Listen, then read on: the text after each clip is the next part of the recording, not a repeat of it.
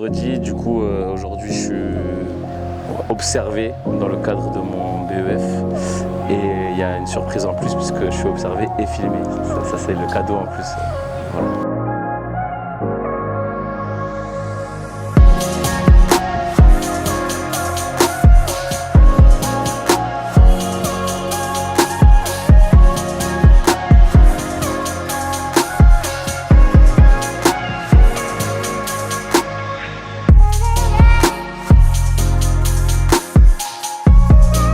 Ce soir, on est dans le cadre d'une évaluation formative du stagiaire Divian Johan que j'ai avec 5 de ses camarades. L'objectif de la soirée est de faire une visite au club, de le voir sur le terrain et aussi de voir en amont le club sur ses différents projets, ces 3 thématiques, de vérifier si ça correspond à l'entente du BEP. Donc voilà pour le principal objectif.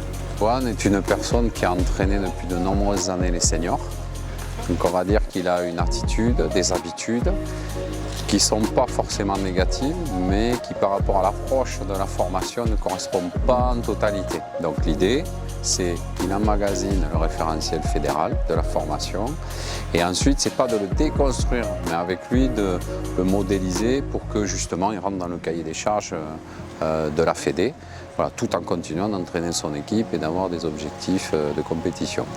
Alors avant la deuxième visite, moi je l'ai évalué en tant que son maître de stage la première semaine de formation. Ici c'est la deuxième, sur son terrain, sur son territoire. La deuxième semaine de formation qui a lieu dans 15 jours, c'est encore moi qui vais l'évaluer. Et ensuite la semaine 4, 5, ce sera mes collègues. Et puis moi la dernière semaine. Voilà, l'objectif il est avec Loïc Zolini, son tuteur, que vraiment on fasse un accompagnement individuel et qu'on regarde sa progression. Voilà. Donc tout le débat qu'on aura tout à l'heure aussi, c'est de regarder avec lui et d'essayer de l'amener voilà, sur sa progression. Il m'a envoyé sa séance, il a choisi son thème, voilà, il avait son groupe de joueurs. L'idée c'est par rapport à son thème, au contexte, à la compétition de samedi aussi, donc le débriefing, ça va être une sorte de questionnement. Voilà. Moi, je vais plutôt rester sur une notion généraliste, référentielle. C'est compliqué après de garder aussi cognitivement le stagiaire, il sort de la séance. Et puis mon collègue Loïc, qui va le voir demain, lui, ira plus pointu sur certaines données. Il faut être passionné, je pense, c'est une passion, même quand on rentre sur ces formations-là, parce qu'il y a une charge qui est quand même très lourde, il y a notre vie à côté.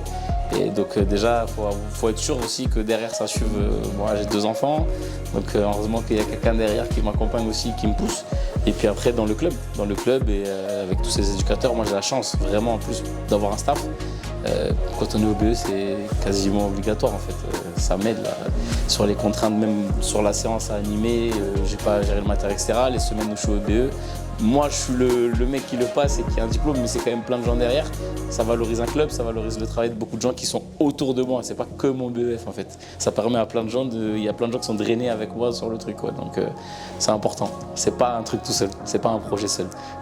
Alors moi je trouve que c'est satisfaisant, notamment cette alternance ligue où on est encadré, donc c'est vraiment un peu une école promo, où on a les maîtres de stage, les formateurs, pardon, etc. C'est différent. Et ensuite dans nos clubs, où ça nous permet de voir en situation réelle quand même. Je trouve que ça c'est enrichissant, je ne sais pas si ça se fait depuis très longtemps ou pas, mais cette partie-là, cette alternance, je trouve que c'est intéressant parce qu'il y a des problématiques qui ne sont pas pareilles.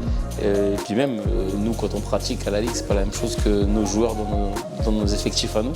Donc moi je trouve que ça c'est top. Il y a un vrai suivi. En plus pour moi, le maître de stage il est derrière, on s'appelle, on échange, il est réactif sur les sujets. Donc il y a un vrai sujet. Si on a des questions, des doutes, ouais, ils sont là vraiment pour nous épauler.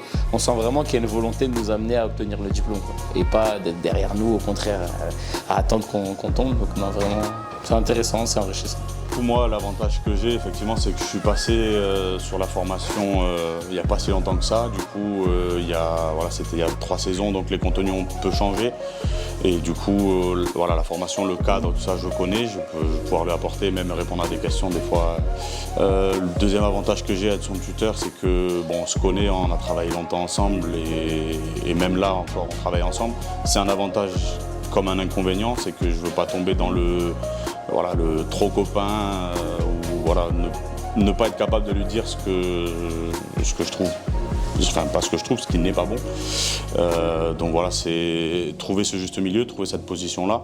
Après, bon, toute la partie d'accompagnement, de suivi de dossier, tout ça, ça va se faire puisqu'on est en contact. Voilà, il a des questions, n'hésite pas à échanger.